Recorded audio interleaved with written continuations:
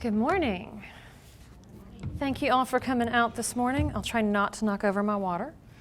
All right, for those of you unfamiliar with the history of suffrage in Texas, we're going to focus on three different aspects that maybe don't get as much coverage, including non-citizen voting, soldier voting, and women's dependent citizenship. So I'm hoping even if you already know a little bit about women's suffrage in Texas, you'll learn something you didn't know before today. For those of you completely unfamiliar with the subject, don't worry, we're still going to walk you through all the major bits, okay? So first things first, a note on terms, which I probably don't need to do for this audience, but just in case, making sure we're all on the same page. Primary elections, which we just had this week in Texas, is when a party selects its candidates, right? So in March in the state of Texas, we just did this for Super Tuesday. And then the general election is when parties run against each other for office, of course, in November, which we're all kind of gearing up for this year. All right, so we're going to pick up this story of women's suffrage in Texas in 1917 against the backdrop of the Mexican Revolution, which lasts from 1910 to 1920. And we see increased Mexican immigration into the state as the revolution created war refugees. We see an increase in anti-Mexican violence and lynching along the Texas border. And then in 1914, World War I begins in Europe, and the United States is going to sit this thing out for a little bit. But Germany's use of unrestricted submarine warfare, which killed 128 American citizens on board the Lusitania, and you see the poster there encouraging people to enlist after that event, basically brought the United States into this war. Whoop. See, it didn't actually knock it over. All right, so knowing that unrestricted submarine warfare would likely bring the United States in, Germany sends the Zimmermann telegram to Mexico, basically trying to get Mexico to invade the southern border of the United States if the US joins the war, and in return they would get to, quote, reconquer the lost territory in Texas, New Mexico, and Arizona. Mexico declines, but the telegram is released to the press, and the US enters World War I against Germany. Right, so as we're going to see, there's a lot of nativism, a lot of resentment against immigration and against immigrants in this era. And these events help explain, though not excuse, that behavior that we're going to see. So we're going to see lots of callbacks to these events. Now, before we go much further, I want to make sure we're all on the same page about voting rights in 1917, because Texas had some, what we would consider strange voting laws by today's standards. So, of course, women can't vote in the state in 1917. The Texas Constitution says male persons can vote, right, not women. And, of course, Texas established a poll tax in 1902 as part of its Jim Crow restrictions against voting. So Texans had to pay for the privilege of voting. So for poor farmers and sharecroppers, this meant they can't vote. Right? The tax is roughly a day's wages, which is a lot for a working class person, and it has to be paid by February 1st each year. If you pay it after February 1st, good for you, but you can't vote. Right? Adding to the poll tax is the all-white primary. So Texas is a one-party state, and that party is the Democratic Party, and they are running an all-white primary. So only those people deemed legally white can vote in the primary, which the state established in 1903. So primary voters selected the Democratic candidates for office, who were all but guaranteed to win the general, and the state intended for the poll tax and the white primary to disfranchise black voters. That was the point. But of course, a lot of poor white voters are going to get caught by these things as well. One that you might not know is that Texas servicemen were absolutely disfranchised under the state constitution. The state constitution banned, quote, all soldiers, Marines, and seamen employed in the service of the Army or Navy of the United States. Now, this seems kind of strange to us today, obviously, but at the Texas Constitutional Convention to write the very first state constitution in July of 1845, Representative Anderson moved to include the words, quote, provided that no soldier, seaman, or Marine belonging to the Army or Navy of the United States shall be entitled to vote in any election to be held under this Constitution.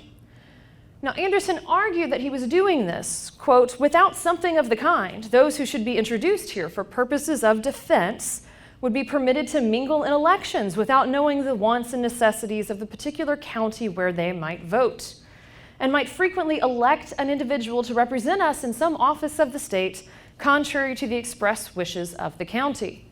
So in other words, he thinks he's passing a residency requirement. So that, say, a New Yorker who joins the military and is stationed in Texas doesn't automatically get the right to vote in the state of Texas. Instead, the way that they word this, the state automatically disfranchised all American servicemen and women from voting in the state of Texas. So you could live in San Antonio, join the military in San Antonio, still be at a training camp in San Antonio, but you can't vote if you're in the US military, not in Texas. This phrasing was copied and pasted into all subsequent state constitutions, even during the Civil War. The Civil War Constitution of Texas, if you joined that Confederate Army, you lost the right to vote for the length of your service. Something we don't talk a whole lot about. Additionally, most returning World War I veterans were effectively disfranchised further because of that poll tax window. If they return after February 1st, even if they pay that poll tax, they're still disfranchised for the rest of the year because you had to pay it before February 1. So both World War I servicemen and returning veterans at the end of the war are largely disfranchised. Another one we don't talk a whole lot about is that resident immigrants or resident non-citizens in Texas could also vote in 1917. You did not have to be a citizen to vote. If they were legally white, they had paid their poll tax and had filed what they called the first papers, their intention to eventually become citizens of the United States, they could vote. Now, in the 1870s, 22 states or territories allowed non-citizen voting. It was actually quite common, and most common in the Midwestern states. Non-citizen voting was often crucial to supporting machine politics, or boss rule. Businessmen and politicians used non-citizen voting to incentivize immigration into their areas, especially during the territorial phase when you need more bodies, right, to eventually achieve statehood, or to capitalize on the votes of immigrants already present in their district. According to Greg Cantrell, Republicans in Texas were thought to have included non-citizen voting in the 1869 Reconstruction Constitution to, quote, catch the vote of the German immigrants who had largely voted against secession, but Democrats soon began using the law to their advantage in the border region by courting Mexican origin voters. In 1889, North and South Dakota were the final states to include non-citizen voting in their constitutions as it began to decline in popularity. 11 states still allowed it as of 1900, and 4 of those disfranchised non-citizens before 1917. In Texas, where the 2 largest immigrant groups during the war were Mexican and German immigrants, the legislature considered non-citizen disfranchisement in January of 1917. But a similar state amendment had recently failed at referendum in 1915 with 31.9% of the vote.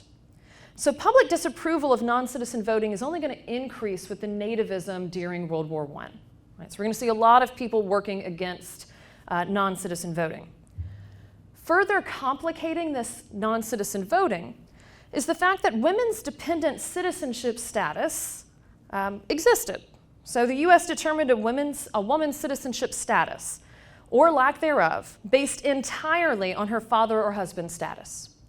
The 1855 Naturalization Act had forced immigrant women to automatically assume the citizenship status of their citizen husbands. So if you're an immigrant, you married an American man with citizenship, you got his citizenship automatically, whether you wanted it or not.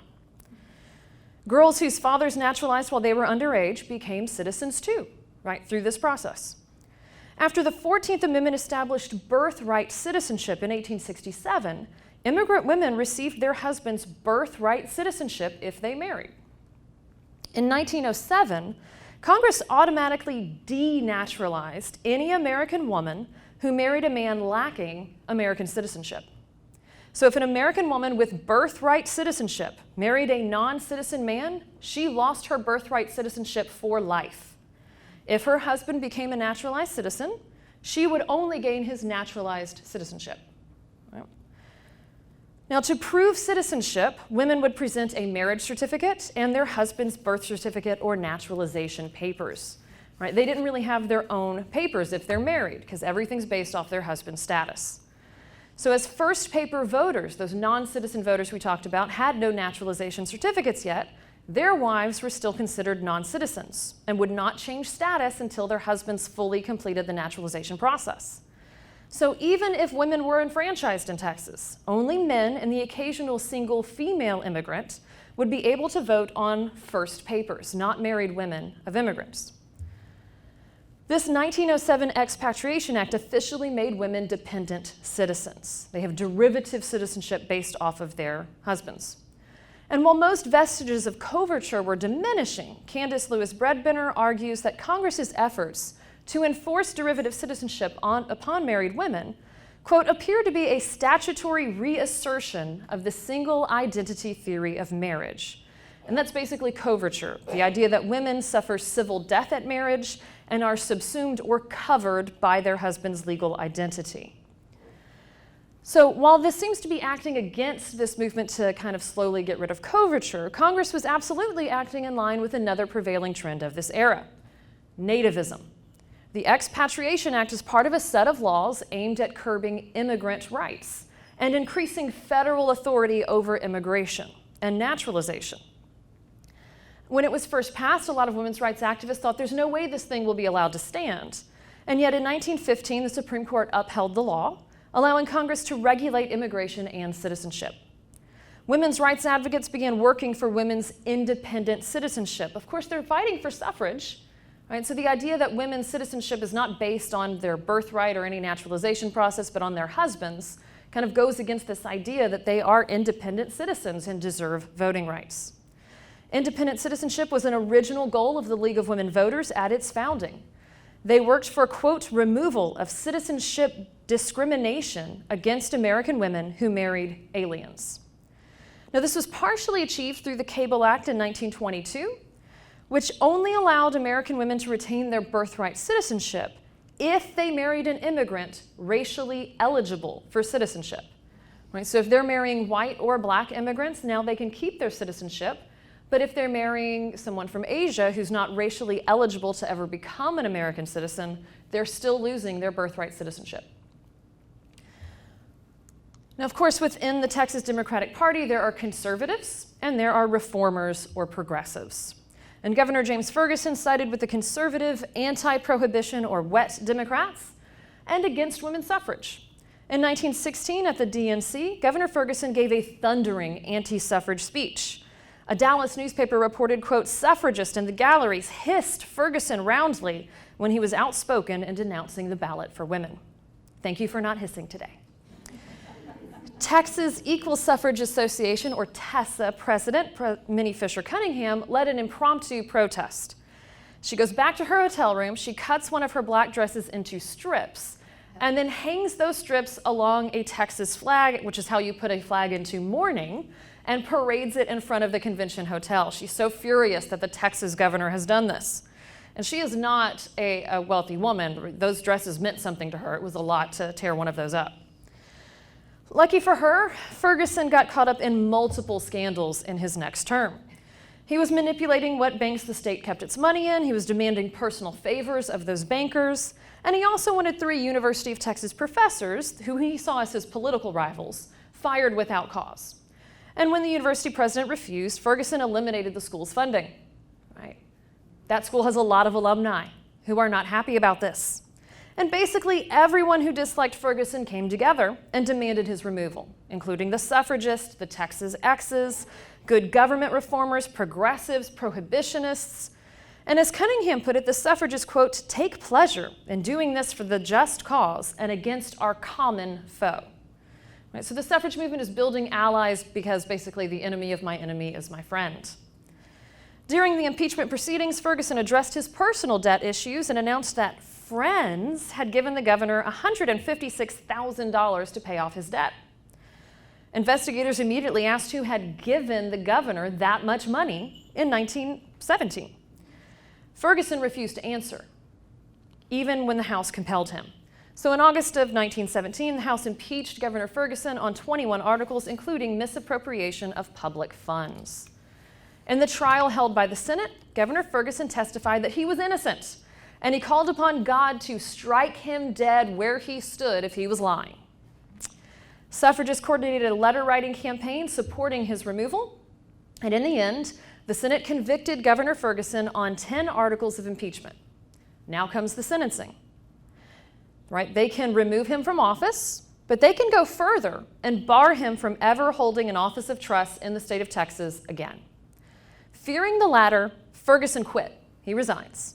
He maintains that he had not been removed, he had stepped down, and he also claimed he was eligible to run for office again despite the Senate's judgment because it didn't apply to him. He quit. They didn't remove him. And that is exactly what he did in 1918. The impeached Governor Ferguson ran for the Democratic nomination for governor against his former lieutenant governor, the current governor, William Pettis Hobby. And if you've gone through the airport in Houston, you're familiar with that name. So Ferguson has the support of these conservative, wet Democrats. Hobby is more of a moderate. He's kind of in between those two wings.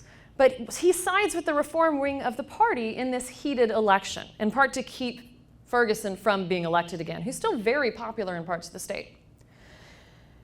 So Tessa President Cunningham proposes a quid pro quo. If Hobby would support and sign a bill allowing the Texas women to vote in primary elections, they would surely help re-elect the governor who gave them the vote. Right? Makes sense. And unlike a state constitutional amendment, primary suffrage only required a law.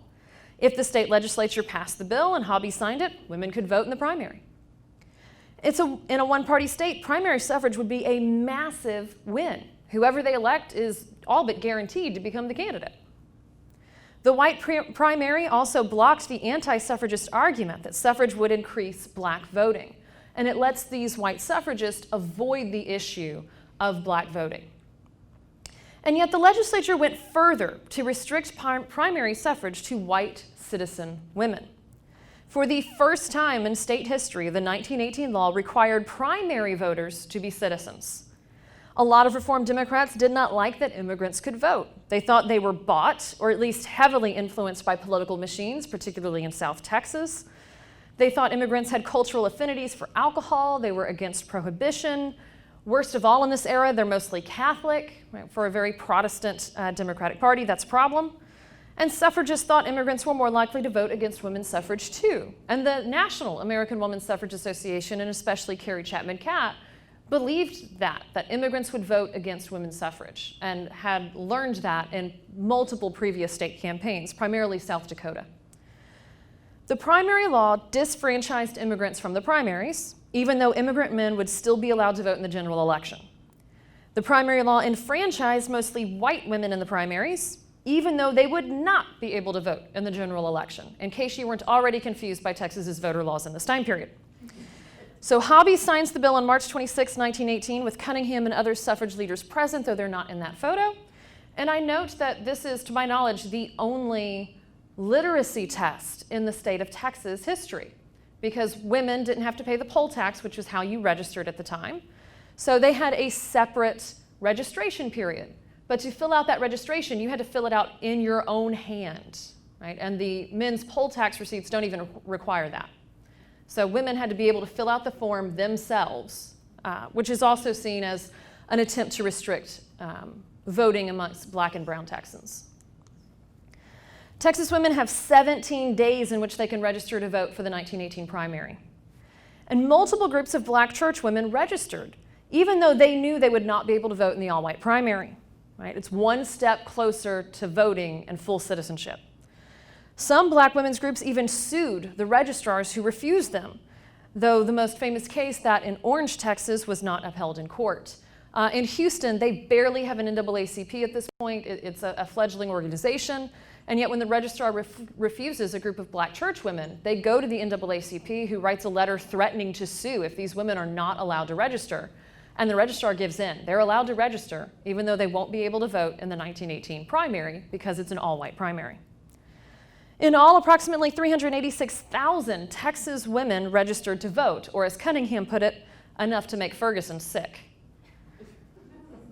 The Dallas Morning News headline the morning after the election read, quote, "Hobby wins by majority of 250,000 or more." And it was common knowledge that the women's vote helped put him in office again. So Cunningham and her suffragists are thrilled. The federal amendment is working its way through Congress. It could be passed any moment now, and then the amendment would be sent to the states for ratification. 3/4 of the state legislatures would have to approve the amendment by simple majority vote, and that meant 36 states in 1919. And when the amendment came to Texas, the suffragists are armed with primary suffrage. They could pressure that state legislature to ratify and threaten to oust those that refused in the next primary. So they like the state of affairs. Right? They're good with the way things are. They're not pushing for any other kind of state-level enfranchisement. But against their wishes, Texas passed a state women's suffrage amendment in 1919. Now, of course, they're never publicly going to say they didn't want this amendment, but privately they work against it like crazy. State amendments go to referendum, to a vote of the people. And the suffragists knew this would be an exhausting and very expensive campaign in a state the size of Texas. And they don't think they need it to get suffrage anyway. They already have primary suffrage. The federal amendment's going to come any day now. They don't need all this work and the unnecessary risk involved. But Reform Democrats thought that the suffrage amendment would increase turnout for their state prohibition amendment, which also went to referendum in 1919. Of course, there's the federal prohibition amendment that's being passed basically around the same time, but this one would go into effect sooner than the federal amendment. Ironically, anti-suffrage politicians voted for this, right? Which tells us something. They know that federal amendment was coming soon, and they need a good argument for why Texas should not ratify, especially after the momentum the suffrage movement is building through primary suffrage. And a failed referendum would give them ammunition in that coming ratification fight. So this state suffrage amendment passes without a single dissenting vote, because both pro and anti-suffrage supporters support it.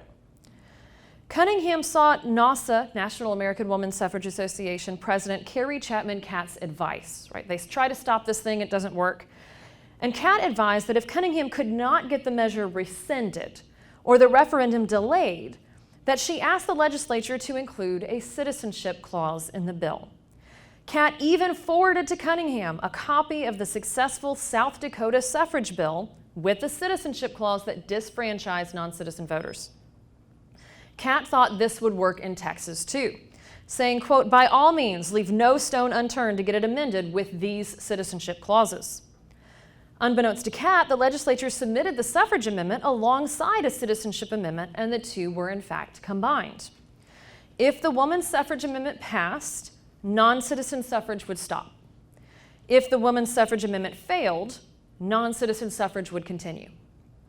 Following Catt's advice, Cunningham made non-citizen voting the focus of Tessa's 1919 campaign. Their propaganda focused on, quote, alien enemies voting, while, quote, loyal American women remained disfranchised. Right? Powerful nativist arguments at the end of World War I. The problem here is this is a special election. Women only have primary suffrage. They can't vote in a special election.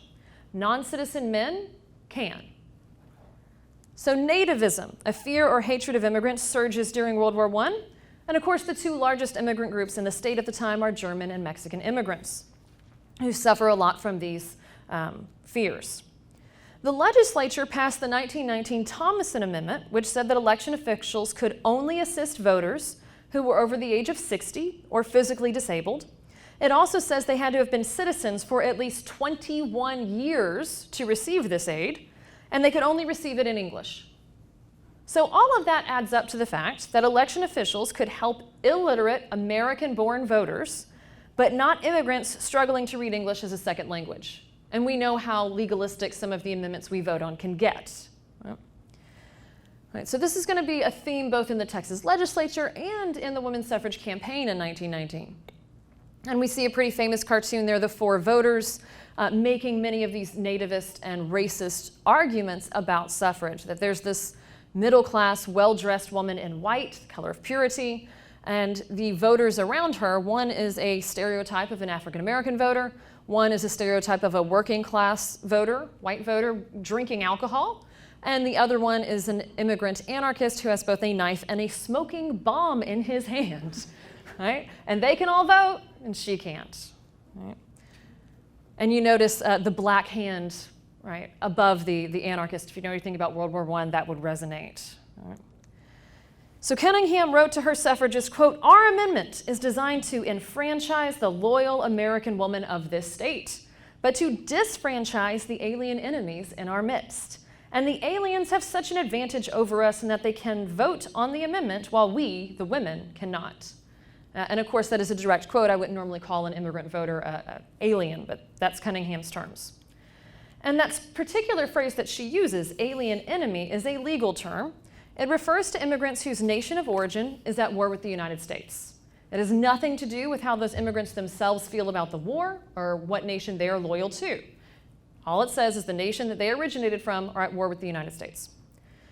Tessa propaganda emphasized the citizenship clause and appealed to the patriotism of American voters.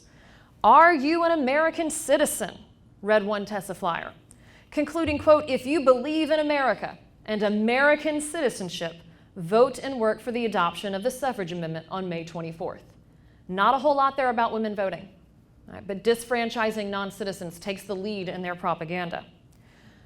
Now, by this point, World War I has come to an end in November of 1918, and veterans were slowly beginning to return home. But remember, they are effectively disfranchised as they had been out of the state when the poll tax window closed on February 1st. Responding to this, 2 judges wrote editorials in Texas newspapers saying that this law was never meant to disfranchise such loyal and respectable men. They suggested that veterans could legally, or rather extra-legally, vote, because no registrar would stop them and no judge would dare rule against them. According to Cunningham, these 2 judges were known Ferguson supporters, and she believed that they were, quote, "trying to open the floodgates of the Rio Grande upon the election by Ferguson and his friends, in the guise of permitting the discharged soldiers to vote without poll tax, since they were not here to pay poll taxes in January." Cunningham did not want suffragists distracted by the soldier voting issue, which would likely require its own constitutional amendment and therefore not be helpful for suffragists by the May referendum. However, this issue of returning servicemen voting would not go away. Representative Pope, also known as Uncle Elmer, submitted a bill that would have permitted returning soldiers with honorable discharges to vote without a poll tax receipt. So instead of showing their poll tax receipt, they would show their honorable discharge paperwork. But the bill did not pass with the 2/3 majority needed to enact an emergency clause, which meant it would not go into effect until after this big election on May 24th. If suffrage was enacted, though, this law applied the exemption, quote, "to such females holding certificates of honorable discharge from the military service of the United States." All right, so this is a pro-suffrage legislator trying to make sure that returning servicemen can vote, but if women are enfranchised, that returning women who've been in the service can vote as well. On March 19th, 1919, in a surprising move, Governor Hobby vetoed the bill. His attorney general argued that it was unconstitutional. But vetoing a soldier voting bill at the end of World War I was a public relations nightmare. Wounded soldiers recovering at Fort Sam Houston in San Antonio had been scheduled to ride in a San Jacinto Day parade with the governor advertising the Liberty Loan, which is basically how they're paying for the war. When they heard of his veto, they refused to participate with him. The Bartlett Tribune and News headline read, "Men from overseas refuse to parade with governor." Base Red Cross Director Shaw asked the men to reconsider, but, quote, "they flatly refused, their spokesman saying they would not ride in the parade with a governor who took the soldiers' vote away." The men relented when Shaw argued, quote, "the issue is broader than any state political quarrel, and you should continue to do your duty to your country in spite of any Texas governor." The paper reported that the reluctant soldiers rode in the parade using the phrase, "in spite of any Texas governor," as their slogan. This is not going well for Hobby. Hobby's political opponents continued these verbal assaults in opinion pieces, encouraging, quote, "the manhood of the state," to vote against the reforms Hobby supported to spite the governor who robbed soldiers of their vote. Cunningham wisely kept Tessa out of this public debate, writing, quote, "we deplore the lack of the soldier vote and have deplored it from the housetops. We endorse the law, which the governor vetoed, but since he vetoed it, it seems to me the gravest error in policy for us to complicate our campaign with the question." Cunningham also didn't think a large enough group of servicemen would return to Texas by May 24th to make it worth the effort. Cunningham and other Tessa leaders began to pressure Hobby, though, to ask and sign for a new law because this, furor was hurting their amendment. And editorials continued arguing that returning soldiers could vote extra-legally. An April editorial quoted Senator McGregor, who served as vice chair of the Privileges and Elections Committee in the House in 1915 and chaired that committee in 1913. He argued that, quote, "no authority in Texas has held directly nor indirectly that an ex-soldier cannot vote without a poll tax receipt." He maintained that without a decision in an appellate court before the election judges would be left to decide the issue. And most of them, if not all of them, will hold that the boys are qualified and will let them vote. He's basically just saying they won't apply the law because they don't like it. The editorial told veterans to take their discharge papers to the polls with them, saying, quote, "There is not a red-blooded civilian in Texas who would not rather have the folded discharge of the humblest private soldier in all that army for 1 hour than a paid-up poll tax for the rest of his life." Amidst all of this, Hobby relents, and he calls a special session of the legislature in May to address soldier voting. The election's on May 24th. Suffragists like Jane McCallum hoped for a compromise law that would be ruled constitutional. McCallum sought publicity for the fact that the suffragists were helping the soldiers' cause, saying, quote, "They will undoubtedly find a way," and suffragists have used their influence to help bring it about. She then asked newspapers for publicity, congratulating Texas women for getting soldiers the ballot and listing reasons why those returning veterans should vote for suffrage on May 24th. The special session of the legislature met the first week of May. Hobby asked them to pass a law with the 2/3 vote necessary to enact the emergency clause so that it would apply in that May 24th election.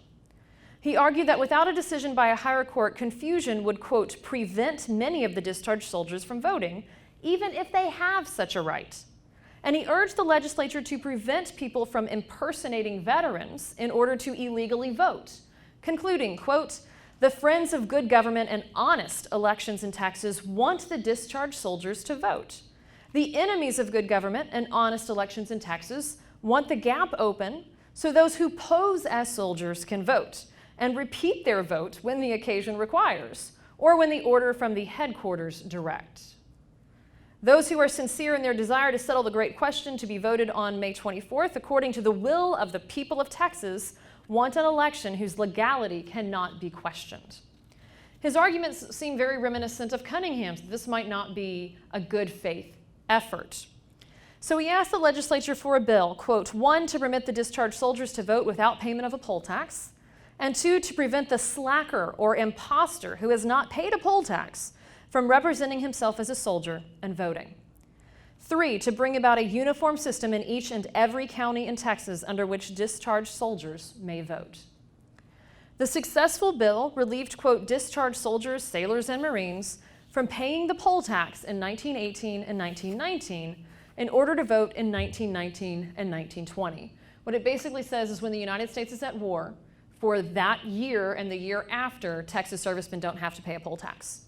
And this thing stays on the books long enough that the state legislature during the Korean conflict has to pass a separate law saying, according to the state of Texas, the Korean conflict is a war. And that way those returning servicemen from Korea can vote. This law declared that veterans had been unable to pay the poll tax due to, quote, "inadequate provisions of the laws of this state."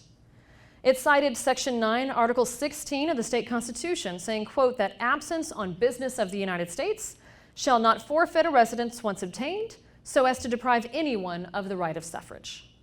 So it does the same thing the other bill did, but it's making different arguments about why that's constitutional. The bill had the votes to enact the emergency clause, and it went into effect on May 9th, 1919. The election's on May 24th. So less than 2 weeks before that election. Cunningham summarized this law to Carrie Chapman Catt in a private letter explaining those editorials, and she wrote that Governor Hobby, quote, "conferred with friends of the Prohibition and Suffrage Amendments and called the legislature, ostensibly to grant those few returned discharged soldiers the right to vote without poll tax." Right? That's what everybody thinks. But in reality, to put certain safe barriers up against those soldiers being out of Carranza's army. Carranza, of course, was one of the leaders of the Mexican Revolution and was that nation's president at the time of the election. So Cunningham is privately admitting that she thought Mexican troops were going to vote illegally in South Texas against prohibition and women's suffrage, and that was really what was behind all those editorials to allow servicemen in uniform to vote. And she points out they never say American uniforms. Suffragists soon realized that very few Texas servicemen would actually return home in time to vote in May. So instead, Texas suffragist Jane McCallum wrote to newspaper editors urging their support, saying, quote, "To you especially we appeal to use all the power of your paper to see that the foreign and near foreign men in Texas, most of whom were exempted from military service, do not, in the absence of our soldier boys, vote themselves into power, and at the same time disfranchise the mothers, wives, sisters, and sweethearts who have stood behind these boys unreservedly, unflinchingly, and without counting the cost. McCallum advised local suffragists throughout the state to get letters from pro-suffrage soldiers printed in their local newspapers on Mother's Day, May 12, 1919. Now, Tessa still fought an uphill battle, right, making non-citizen suffrage the point of this amendment. The fact remained women couldn't vote and non-citizens could. So they were left encouraging women to, quote, let your husband know how you feel about it so that he will help you to get the vote. Right? Right. Men of Texas, right, protect these women. The Prohibition Amendment passed, but the full suffrage bill failed by 25,120 votes in 1919. There were several irregularities with the order of amendment on the ballot. So everyone had been told that this would be, let's just say, amendment number 10, and then you show up at the polling place and it's amendment number 8. But then on the tally sheet where they're keeping track of how people voted, it's number 10 again. So there's a lot of concern that maybe these aren't the right numbers. But it would be very costly to challenge the results in court. So Texas suffragists would just have to wait for the federal amendment. But they don't have to wait long. Cunningham and Tessa immediately shifted course, and first they pressured Texas representatives in Congress to support the Anthony Amendment, what will become the 19th Amendment. So they want them to support this despite the failed referendum. And anti-suffragists in Texas are writing these representatives too, saying, see, Texas doesn't want this, you shouldn't vote for this. Congress, in fact, did pass the Anthony Amendment on June 4th, 1919, only a few short weeks after the state amendment's defeat. But Texas suffragists had to justify why they had lost that referendum and argue why Texas should ratify despite that loss. Hobby called the Texas legislature into special session to ratify the amendment. And of course, in a special session, the legislature can only take up issues that the governor basically has opened for them. More than 100 conservative wet politicians petitioned the legislature to vote against ratification out of respect for the referendum results. Now, if they could get primary suffrage overturned, moderate politicians might feel freer to vote against the Anthony Amendment without fear that women could oust them in the next primary. So anti-suffragists attempted to reverse that primary suffrage law. But after much letter writing and kind of hand-wringing by the suffragists, Governor Hobby blocked this effort. He doesn't open that section of law to the special session. Tessa issued campaign propaganda blaming the failure of the state amendment on 200,000 enlisted Texas men still unable to vote, and on the short time allotted for the campaign. They also blamed, quote, illegal changes in the official ballots used in 28 counties, and, quote, the fact that woman suffrage was bound up with the exclusion of the large alien vote in the state and could not be voted on for its merit. So even though the Citizenship Clause was the heart of their campaign, when the amendment failed, the suffragists blamed the Citizenship Clause and immigrant voters. And in fact, they will, Professor Ellis at UT will run the numbers about which counties voted against this thing in larger numbers. And they are surprised to find that most of South Texas actually voted for it, which they didn't think would happen. But it's Central Texas that votes against it. So then they just blame the German immigrants. It's their fault that this thing failed. And I note that no historian, to my knowledge, has actually checked Ellis's numbers, so I would take them with a grain of salt. Despite the nativist tactics, Cunningham organized a superb ratification campaign, and Texas ratified the 19th Amendment on June 28, 1919, over the opposition of wet Democrats who described it as an example of federal intrusion on a states' rights issue. Now, one thing they're very much worried about is that the 15th Amendment says you can't turn people away from the polls because of race or previous condition of servitude, race, color, or previous condition. Right? And they are clearly not obeying that. So if the 19th Amendment says that they can't turn people away because they're women and they have to enforce it, what's stopping someone from actually enforcing the 15th? So they're very worried that the 19th Amendment will lead to the enforcement of the 15th Amendment. That's what they really mean by states' rights issues. Texas is the first southern state to ratify, and it did so 1 month and 4 days after voting down the state suffrage amendment. Right, just a month later. That's a wild month for Texas suffragists. Now, by August, only one more state was needed to make it officially part of the Constitution. Tennessee was next, but only 3 southern states had ratified so far, right? Again, because of this fear that it will lead to black voting. White Southern Democrats were very leery of voting laws that might enfranchise black voters. But if Tennessee didn't ratify, the amendment might fail entirely. And you see suffragists in Tennessee using the latest tally, trying to figure out, will this thing pass? And the anti-suffragists believed they had won 50 of the 99 total votes needed, until 24-year-old Representative Harry Byrne, thought to be an anti, received a last-minute letter from his mother. Right? Listen to Mama. She writes, and you can see it there, "Hurrah and vote for suffrage!" Exclamation point. Don't keep them in doubt. I noticed some of the speeches against. They were bitter. I've been watching to see how you stood. Haven't noticed anything yet. Be a good boy and help Mrs. Cat put the rat in ratification. After reading his mama's note, Burns changed his vote and voted yes. Tennessee ratified 50 votes to 49. Thank God for Miss Burns. All right, so the 19th Amendment is made official on August 18th, 1920, making it illegal to bar an American voter on account of sex. Now, it's very important the way I phrased that. I didn't say it gave women the right to vote. I said it made it illegal to bar an American voter on account of sex. And that is because it is very important that we remember how many women did not get the right to vote in 1920. Many women, including Texas women who fought for suffrage and would continue fighting for suffrage, will not get the right to vote until 1965 when the Voting Rights Act passes. And of course, two of those women that you may be familiar with, Ovita Ydar and Christia Adair. Christia Adair lives in Corpus for a time. She's helping get signatures on petitions for those suffrage amendments. And then when women finally have the vote, she shows up to vote in the primary and she's turned away because she's black. It's an all-white primary. And she will later continue working for civil rights in the state. Ovita Ydar, of course, works in her family's newspaper and writes many articles about Mexican immigrant and Mexican-American rights in Texas, about her views on the Mexican Revolution, and yet she does talk several times about supporting women's rights to vote, especially in that community. Now, Texas went further than this and restricted voting rights after 1920. So after the Anthony Amendment was ratified, women could vote in general elections now. So Texas again passed a constitutional amendment requiring voters to be citizens in 1921. Third time this thing's going to go to referendum in 6 years. Third time's the charm. Now white women can vote, and their votes put it over. Right, so non-citizen suffrage ends in Texas in 1921 as a direct result of white women voting. And this amendment that they vote for also allows spouses to pay each other's poll taxes. Because it's illegal to pay somebody else's poll tax. That's supposed to keep black people who can't pay it from having somebody else pay it.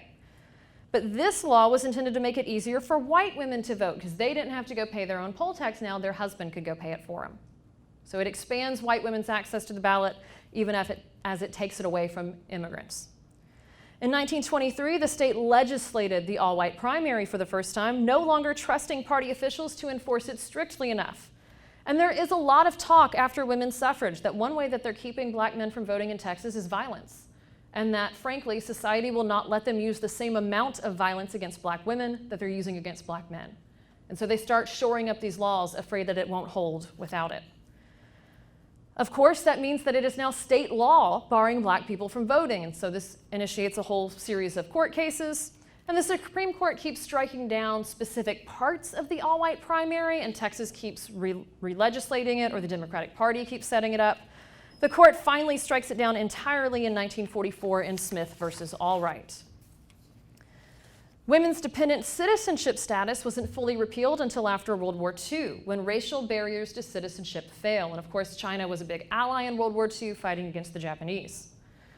The poll tax continued to disfranchise Texans, especially married women who often did not control their household finances, until the 24th Amendment abolished it in 1964.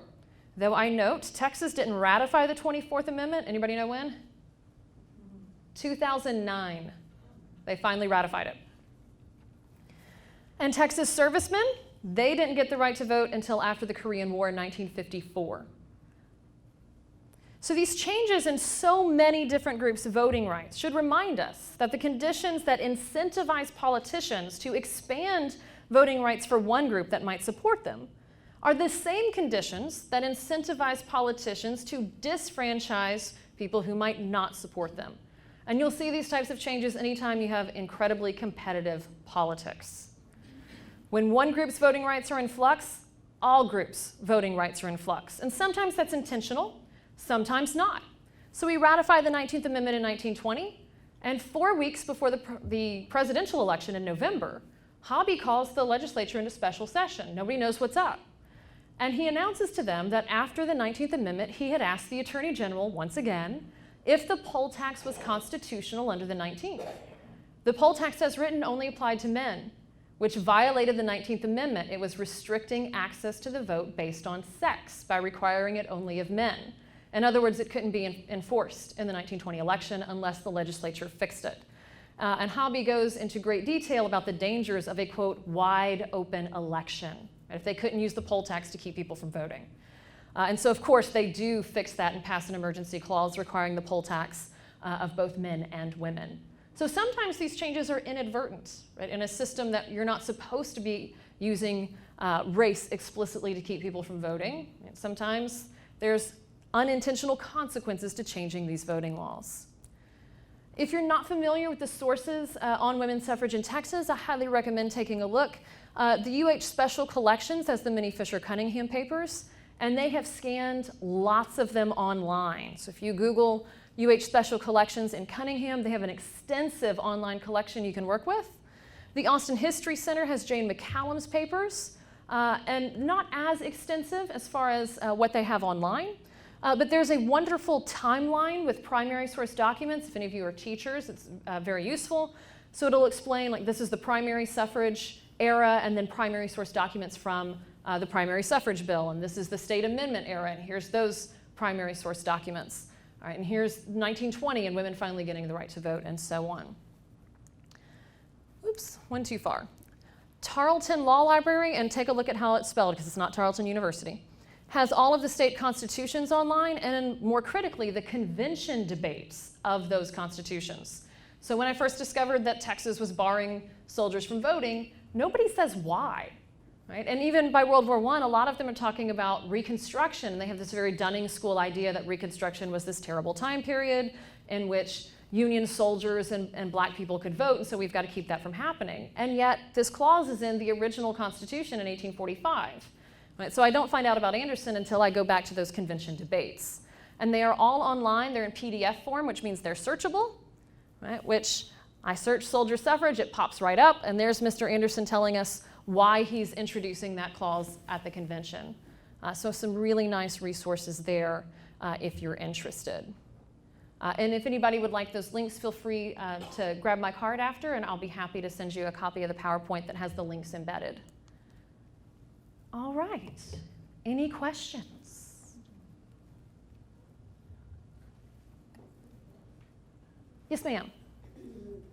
My understanding, because I'm not really deep into it, that we still haven't passed anything that gives women equal rights on a federal level. Is that true?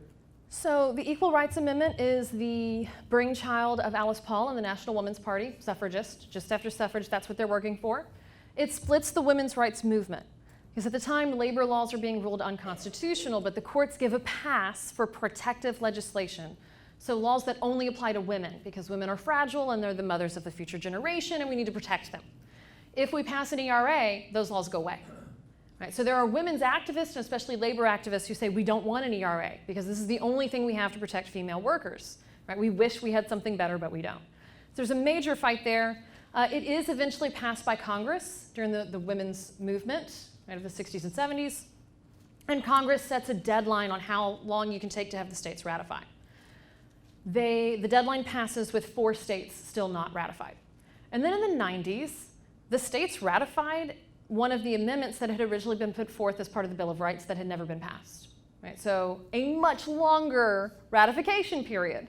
And ERA activists begin to think, well, if they can do that, then all we need to continue ERA ratification is to change the deadline. And so they begin to work in 4 states that they think haven't ratified but have a good potential of doing so. Last month, I believe, maybe the month before, Virginia ratified, which is the 4th state they needed. So they have all 38 that they need. Now here's the question. Is Congress going to extend the deadline? Is the court system going to uphold that if they do? Or do we have to restart the whole process all over again? Right. Whatever way this is going to go depends a lot on what Congress looks like after November. Right. So we'll see. But as of right now, no, we don't have the ERA, the Equal Rights Amendment, in the Constitution, though we have a long history of writing it in other people's constitutions. We put it in Japan's after World War II. We wrote it into Afghanistan's after 9/11. We just don't want it in our own.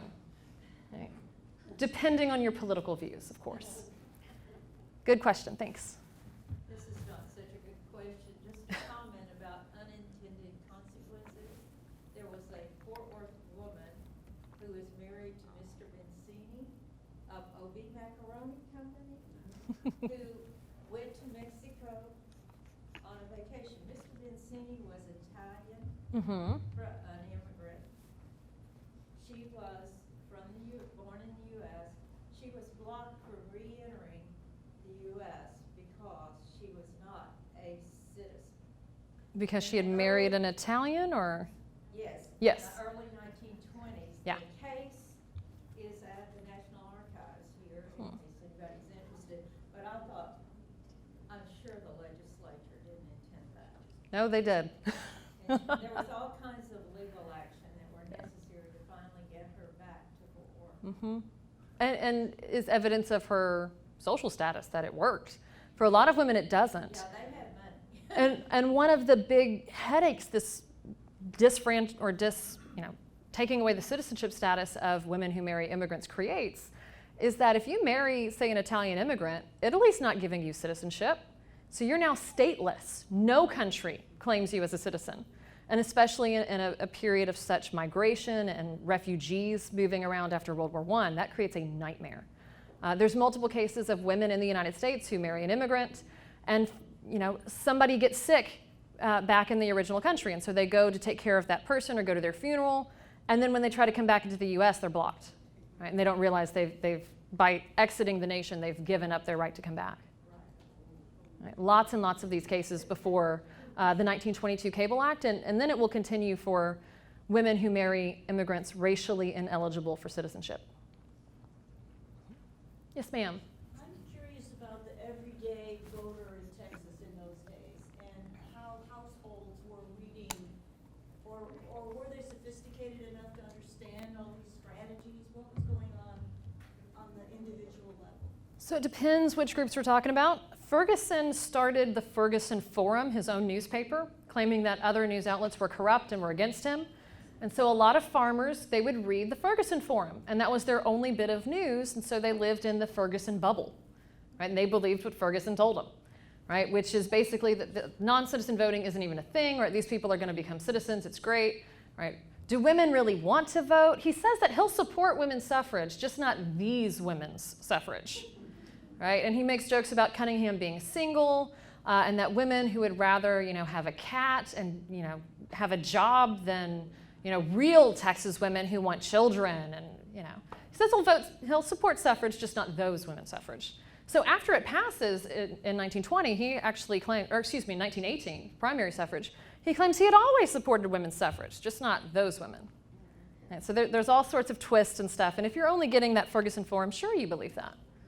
Right? And in fact, the Texas Equal Suffrage Association had their paper boy subscribe to the forum so they could argue against it. But they didn't want it in any of their names, so they put it in the paper boy's name. Yes, ma'am. This is the same Ferguson whose wife became governor? Yes. All right, so Ferguson says, this doesn't apply to me, I'm going to run, right? And he's defeated. He then tries to run again, and the court system says, no, it really does apply to you, you can't run. Then his wife runs, 2 governors for the price of 1. But she ends up in a runoff with Felix Robertson, who is the Klan-backed candidate, and even some of the suffragists who helped remove her husband from office basically go, all right, we got the Klan or we got the Fergusons. We're going to have corruption and we're not going to have good government, but we're still going to have a government in 2 years. If we elect the Klan, we might not have a government in 2 years. Right? So some of them actually campaign for Ma Ferguson, Miriam Ann Ferguson, holding their nose the whole time, but they do it. And then many of these suffragists end up on what we now jokingly call, but what they called back then the petticoat lobby. Right, so these are women's activists who are working for prison reform, juvenile courts. They want better facilities for juvenile delinquents, all those kinds of efforts. And there's a famous story of them showing up to the governor's mansion. They're going to have a meeting with Governor Ma Ferguson about these issues. And they walk in the room, and the chair swivels around, and there's Pa Ferguson. Right? It was jam season, so they forgave her because she was jarring Jim Ferguson's favorite jam. So they forgave her. All right, but yeah, that fight between the suffragists and the Ferguson family lasted a long time. The Fergusons also famously, the car that they drove away from Austin after being removed from office, they put up on blocks and vowed they would not drive that car again until they were driving it back into Austin to take office. And they did it when Ma Ferguson was elected. It's a good story, isn't it? Any other questions? Well, thank you so much for coming out. I hope you learned something you maybe didn't know before. Thank you very much.